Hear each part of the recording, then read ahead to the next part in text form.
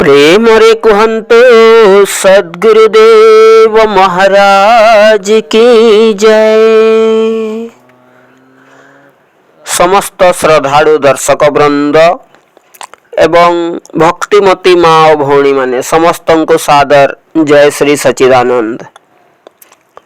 सबुठु श्रेष्ठ भक्त सदा प्रभुंकर नाम स्मरण रे लीन रहे। एही सत्संगटी सद्गुरुदेव श्री हंसजी महाराज सत्संग संग्रहित करा जाइछि। श्री रामचरित मानस रे संत शिरोमणि तुलसीदास कली जुगरे प्रभुंकर नाम महिमा वर्णना करी कहिछन्ति। चाहु जुग चाहु श्रुति नाम प्रभाव, कली विशेष नहीं आन उपाऊ। नहीं कली करम ना भगति विवेकु, राम नाम अवलंबन एकु। अर्थात प्रभुंकर पवित्र नामर प्रभाव चारि जुगरे एक समान रही थाए। चारि गोटी वेदरे प्रभुंकर नामर महिमा विशद भावरे वर्णित होइछि। हिंदू मुसलमान सिख ख्रीष्टियानंक मध्यरु जिए भी कही सही पवित्र नामर जप करिवो ताहार सर्वदा कल्याण ही कल्याण हेबो। किंतु सही पवित्र नाम कौनसी पुस्तक किंबा ग्रंथ आदि रे उल्लेखित होई रही नहीं। एहा हेउछि केवल अंतकरणर अनुभवर विषय। पुस्तक बा धर्म ग्रंथ माध्यम रे केवल नामर महिमा ही वर्णना करा जाइछि। वास्तव रे प्रभुंकर नाम स्वर वर्ण और व्यंजन वर्णरु ऊर्ध्वरे संपूर्ण भिन्न और भाषातीत अटे। एहा सकल घटरे विद्यमान। तेणु गुरु नानक देव नामर महिमा बुझाई कहिछन्ति। एको सिमरु नानका जल थल रहियो समाय, दूजा कहे सिमरियो जो जमते ही मर जाए। मन मंदिर तन भेष कलंदर घट ही तीर्थ नावा, एक शब्द मेरे प्राण वसत है बहुरी जन्म नहीं आवा। देख संसारर लोके ए शरीर को ही सर्वस्व बुझिछन्ति और ए शरीर को सबु किछि मानुछन्ति। अर्थात सेमाने शरीर को ही सर्वाधिक प्राधान्य देउछन्ति। वास्तव रे कथाटा बिल्कुल सत्य। कारण शरीर थिले ही आमे संसारर समस्त प्रकारर कार्य और सांसारिक व्यवहार इत्यादि सुचारू रूपरे संपन्न करि परिबा। ए शरीर थिबारु ही स्त्री पुत्र धन घर आदि सह आमर घनिष्ठ संबंध रहिछि। शरीर ठीक थिबा जाए लड्डू पूरी आदि खाद्य पदार्थ सेवन कले आमको सबु किछि स्वाद लागे। किंतु ए शरीर जदि रोगाक्रांत हो जाए किंबा असुस्थ हो जाए तबे सबु प्रकारर खाद्य पदार्थ अरुचिकर बोध हुए। से सबुको सेवन करिवार आदौ इच्छा हुए नहीं। सबु किछि नीरस लागे। शरीर थिबा जाए आमे सबुठी सबु किछि करिवारे सक्षम होई थाउ। आम समस्तंकर शरीर अन्नमय कोशरे गढ़ा एवं एही अन्न आमे पृथ्वी मातांक ठारू प्राप्त करि थाउ। एही धरित्री माता उपरे ही आमे समस्ते बसवास करि रहिछु ओ ताहार वक्षस्थल रे ही समस्त प्राणी प्रतिपादित होउछन्ति। एथिपाई पृथ्वी को आमे पृथ्वी माता अथवा धरित्री माता बोली कहि संबोधित करि थाउ। दैनंदिन जीवन रे आमर प्रत्येक कार्य ए धरित्री मार कଳରେ ही संपादित होउछि। एथिपाई धरित्री माता को आमे सर्वोपरि पूज्य और श्रेष्ठ स्थान देई आछियो। किंतु आमर धर्मशास्त्र मानंकरे उल्लेख अछि जे ए समग्र धरित्री माता को शेषनाग निज मस्तक उपरे धारण करी रखिछन्ति। तेणु शेषनाग होउछन्ति धरित्री मातांक ठारू श्रेष्ठ। कारण एते बड़ विशाल पृथ्वी को से निज मस्तक रे धारण करी रखिछन्ति। किंतु शास्त्र रे एकथा भी उल्लेख अछि जे भगवान शिव नाग सर्पर माला निज गळारे धारण करिछन्ति।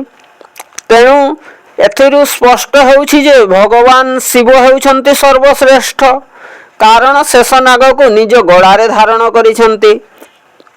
କିନ୍ତୁ ଭଗବାନ ଶିବଙ୍କ ଠାରୁ ମଧ୍ୟ ଶ୍ରେଷ୍ଠ ହେଉଛି କୈଳାସ ପର୍ବତ, କାରଣ କୈଳାସ ପର୍ବତ ଭଗବାନ ଶିବଙ୍କୁ ଧାରଣ କରି ରଖିଛି। ଅର୍ଥାତ୍ କୈଳାସ ପର୍ବତର ଶିଖରରେ ବସି ଭଗବାନ ଶିବ ସର୍ବଦା ସମାଧିସ୍ଥ ରହନ୍ତି। ତେଣୁ କୈଳାସ ପର୍ବତ ଭଗବାନ ଶିବଙ୍କ ଠାରୁ ଶ୍ରେଷ୍ଠ ବିବେଚିତ ହୁଏ। କିନ୍ତୁ କୈଳାସ ପର୍ବତଠୁ ବି ଶ୍ରେଷ୍ଠ ହେଉଛି ରାବଣ।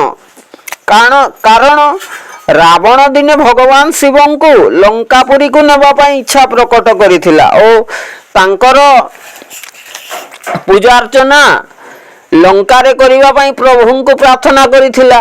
ସେଥିପାଇଁ ସେ ସ୍ୱୟଂ କୈଳାସ ପର୍ବତକୁ ନିଜ କାନ୍ଧ ଉପରେ ଉଠାଇ ନେବାକୁ ପ୍ରୟାସ କରିଥିଲା।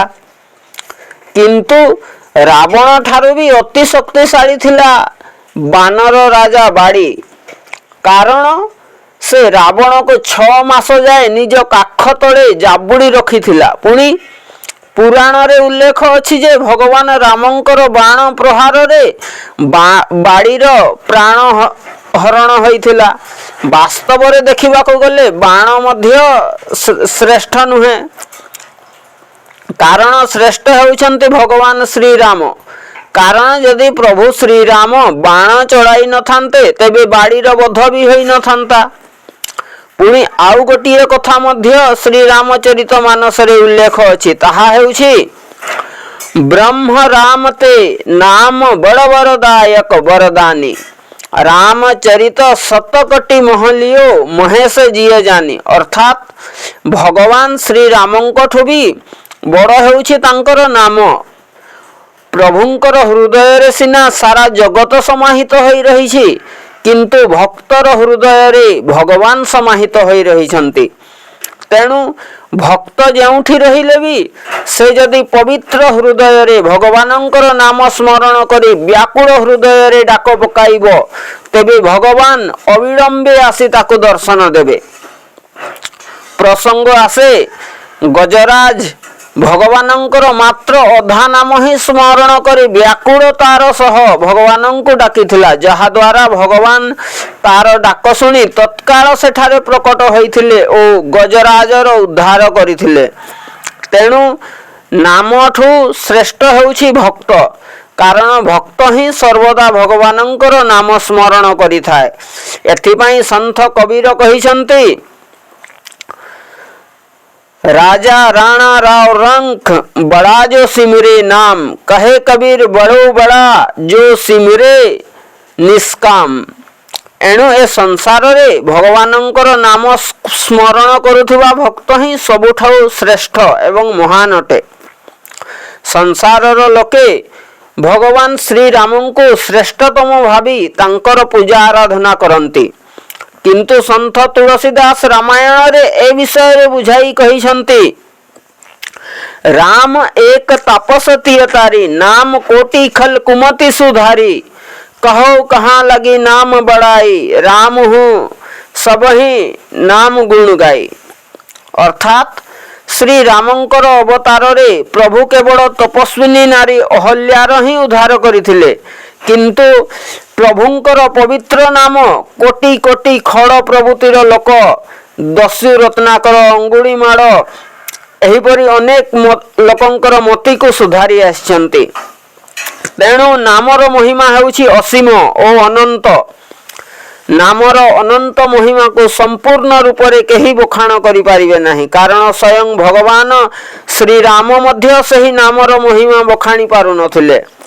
प्रभुंकर नाम तो सबुरी हृदय रे सबुरी घटरे विद्यमान रही, किंतु जीए सही नामर स्मरण करे नहीं ता हृदय रे नाम विद्यमान थाई भी ताहा कौनसी काम रे आसे नहीं। जेपरी मणिधर सर्प मध्य रे मणि रही थाए और से भक्षण करने उद्देश्य रे सही मणिर आलोक साहाय्य रे कीट पतंग इत्यादि खोजी थाए। ठीक सही परी समस्तंक हृदय रे राम नाम रूपी मणि विद्यमान रही सत, किंतु अज्ञानता कारण मनुष्य नामर प्रकाश बा दिव्यालोक साहाय्य रे केवल संसारर विषय ବିକାର ରୂପୀ ପୋକ କୀଟ ପତଙ୍ଗ ଆଦି ଅସାର ବସ୍ତୁକୁ ଗ୍ରହଣ କରି ଚାଲିଛି। ଏଥିପାଇଁ ହୃଦୟସ୍ଥିତ ପରମ ସୁଖ ପ୍ରଦାନ କରୁଥିବା ଭଗବାନଙ୍କର ନାମ ବିଦ୍ୟମାନ ଥାଇ ବି ସଂସାରର ସମସ୍ତ ପ୍ରାଣୀ ଆଜି ଅତି ଦୁଃଖୀ ଏବଂ ଦରିଦ୍ର ହୋଇ ରହିଛନ୍ତି। ଦୁନିଆର ଲୋକେ ନିଜର ଜୀବନ ରକ୍ଷା କରିବା ପାଇଁ ପରମାଣୁ ବମ୍, ମିସାଇଲ ଇତ୍ୟାଦି ବଡ଼ ବଡ଼ ଭୟଙ୍କର ହତିଆର ମାନ ନିର୍ମାଣ କରୁଛନ୍ତି।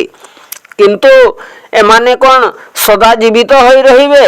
କଦାପି ନୁହେଁ। କାରଣ ଯିଏ ଜନ୍ମ ନେଇଛି ସେ ନିଶ୍ଚୟ ଦିନେ ମୃତ୍ୟୁବରଣ କରିବ। ଅତୀତରେ ଆମ ଦେଶରେ ଋଷିମୁନିଙ୍କର ଜୀବନ ଦୀର୍ଘାୟୁ ଥିଲା, କାରଣ ସେମାନେ ନିଜ ଜୀବନ କାଳ ମଧ୍ୟରେ କେବେ ବି ଏପରି ଅବିବେକୀ କୃତଘ୍ନ କାର୍ଯ୍ୟ କରୁନଥିଲେ। ବରଂ ସେମାନେ ଭଗବାନଙ୍କର ପାବନ ନାମର ନିରନ୍ତର ସ୍ମରଣ କରୁଥିଲେ ଏବଂ ଅନ୍ୟମାନଙ୍କୁ ମଧ୍ୟ ଭଗବାନଙ୍କର ନାମ ସ୍ମରଣ କରିବା ପାଇଁ ଉପଦେଶ ଦେଉଥିଲେ। ବାସ୍ତବରେ ନାମ ସ୍ମରଣରେ ଏକ ମହାନ ଏବଂ ଅଦ୍ଭୁତ ଶକ୍ତି ଲୁଚି ରହିଛି। ମୀରାବାଇ ପ୍ରଭୁଙ୍କର ସେହି ପାବନ ନାମର ନିରନ୍ତର ସ୍ମରଣ କରି ଭୟାବହ ବିଷକୁ ବି ଅମୃତରେ ପରିଣତ କରିଦେଇଥିଲେ। ବିଷର ପ୍ରଭାବ ମୀରାବାଇଙ୍କର କୌଣସି ଅନିଷ୍ଟ କରିପାରିନଥିଲା, କାରଣ ମୀରାବାଇଙ୍କୁ ମାରିବା ପାଇଁ ପେଡ଼ି ଭିତରେ ସାପ ରଖି ତାଙ୍କ ପାଖକୁ ପଠାଯାଇଥିଲା। କିନ୍ତୁ ନାମର ପ୍ରଭାବରେ ସେହି ସର୍ପ ମୀରାବାଇଙ୍କ ପାଇଁ ଭଗବାନଙ୍କର ଗଳାର ହାରରେ ପରିଣତ ହୋଇଗଲା। ଏଣୁ ନାମର ମହିମା ହେଉଛି ଅନନ୍ତ ଏବଂ ଅପାର। ପୁରାଣରେ ସମୁଦ୍ର ମନ୍ଥନର କଥା ଆପଣମାନେ ନିଶ୍ଚୟ ଶୁଣିଥିବେ। ଯେତେବେଳେ ଦେବଗଣ ଓ ରାକ୍ଷସଗଣ ମିଶି ସମୁଦ୍ର ମନ୍ଥନ କଲେ, ସେତେବେଳେ ସେଥିରୁ 14ଟି ରତ୍ନର ପ୍ରାପ୍ତି ହୋଇଥିଲା। କିନ୍ତୁ ତାହା ସହିତ ଭୟଙ୍କର ବିନାଶକାରୀ ହଡ଼ାହଡ଼ ବିଷ ମଧ୍ୟ ପ୍ରାପ୍ତ ହୋଇଥିଲା। ହଡ଼ାହଡ଼ ବିଷର ଭୀଷଣ ପ୍ରକୋପରେ ସମଗ୍ର ସଂସାର ଜଳିବାକୁ ଆରମ୍ଭ ହେଲା। ଏହା ଦେଖି ସମସ୍ତ ଦେବଗଣ ଏକଜୁଟ ହୋଇ ଭଗବାନ ଶିବଙ୍କର ଆରାଧନା କଲେ। ବିନାଶକାରୀ ହଡ଼ାହଡ଼ ବିଷର ସମାପ୍ତି ପାଇଁ ପ୍ରାର୍ଥନା କଲେ। ଶେଷରେ ଭଗବାନ ଶିବ ଦେବତାଙ୍କର ପ୍ରାର୍ଥନା ଶୁଣି ପ୍ରକଟ ହେଲେ ଓ ସମସ୍ୟାର ସମାଧାନ ମଧ୍ୟ କଲେ। ଭଗବାନ ଶିବ ସଦା ସେହି ନାମାମୃତକୁ ପାନ କରି ସମାଧିସ୍ଥ ରହୁଥିଲେ। ତେଣୁ ସେ ଦେବଗଣଙ୍କର ପ୍ରାର୍ଥନା ସ୍ୱୀକାର କରି ହଡ଼ାହଡ଼ ବିଷକୁ ଅବିଳମ୍ବେ ପାନ କଲେ ଓ ତାହାକୁ ଅମୃତରେ ପରିଣତ କରିଦେଲେ। ତେଣୁ ସନ୍ଥ ତୁଳସୀଦାସ ରାମାୟଣରେ ଏ ବିଷୟରେ ବର୍ଣ୍ଣନା କରି କହିଛନ୍ତି, नाम प्रभाव जानी शिवनी को कालकूट फल दिया अमी को। ठीक एहीपरि भावरे भक्त प्रहलाद मध्य प्रभुंकर सही पावन नामर निरंतर स्मरण करथिले ओ ताहार प्रभावरे अग्नि मध्य शीतल हो जाइथिला। नाम स्मरणर प्रभावरे प्रतिकूल परिस्थिति मध्य अनुकूल परिस्थिति रे बदली जाए। भक्त ध्रुव पिलादिने पितांकर व्यवहार रे असंतुष्ट थिले ओ तांको अत्यधिक ग्लानिबोध हेबारु से प्रभुंकर सही पावन नामर स्मरण करी प्रभुंकर परम धाम को प्राप्त करि पारिले। परम धामर अर्थ हेउछि प्रभुंकर धाम, अर्थात जीवात्मा जेउ धाम को पहुंचिला परे से आ पुनः लेउटी आसे नाही। सेइथि पई कुहा जाइछि, ध्रुव स लागी जपेउ हरि नाउ पाएउ अचल अनुपम ठाउ। संसारर लोके भगवानंकर महिमा तो खूब बखाण करते, किंतु सेमाने एकथा विचार करते नहीं जे भक्त ध्रुव प्रहलाद मीराबाई एवं स्वयं भगवान शिव जो नामर स्मरण करथिले वास्तव रे सही नाम कौन ओ ताहा आमे किपरि जानिबा। संसारर लोके केवल एतिकी बुझिछंती जे रामंकर नाम कहिले राम को ही बुझाए। विचार करंतु यदि भगवानंकर नाम राम ही होइथांता तेबे संत तुलसीदास अजथारे एते सबु प्रमाण देई भगवानंकर नामर महिमा रामायण रे काहेकि बखाड़ी थांते। तेणु ए विषय रे टिके भल भावरे विचार करिबा उचित।